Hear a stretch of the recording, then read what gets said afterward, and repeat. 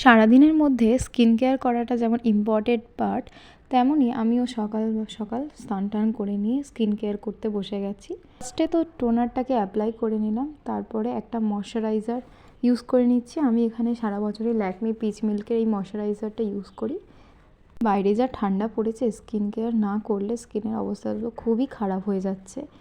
আজকের এই skin care ভিডিওটা করার একটাই কারণ আমি আজকে একটা নতুন সানস্ক্রিন ইউজ করতে চলেছি, যেটা ডট অ্যান্ড কির এই ভিটামিন সি সানস্ক্রিনটা।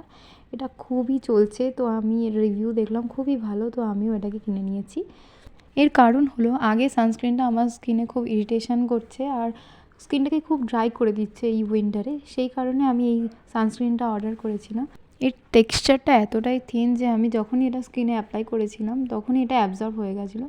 তো খুব ভালো এই সানস্ক্রিনটা। আমার তো একদিনে ইউজ করেও মোটামুটি ভালো লেগেছে, যে স্কিনে খুব একটা হেভি ফিল হচ্ছিলো না, একদম লাইট ফিল হচ্ছিলো আর স্কিনটা খুবই গ্লো করছিল।